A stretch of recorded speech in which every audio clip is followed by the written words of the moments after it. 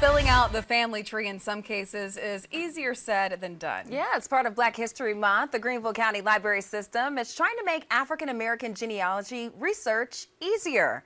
Fox Carolina's own Myra Ruiz is live in Greenville. Myra. Well, good morning. We are outside the Hughes Main Library, which has a vast collection of resources that can be used for genealogy research.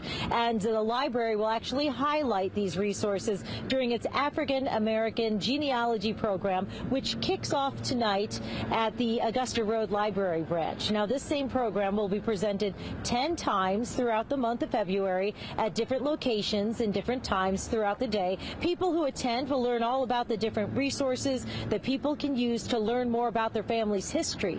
Library officials say it's hard for many African Americans to find details prior to the 1870 census reports because that was actually the first time when the names of African Americans were included. In some cases, people change their names. It is the first time that previously enslaved African Americans had their last names in a census record.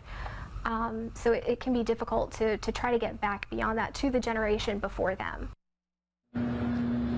And library officials say census records, though, are a great starting point because they can include a lot of information that can direct you elsewhere. The presentation will also include some online resources that people can turn to as they search for information. Now, you do have to register to attend any of these programs, and you can do that through the library's website. Reporting live in Greenville, Myra Ruiz, Fox Carolina News.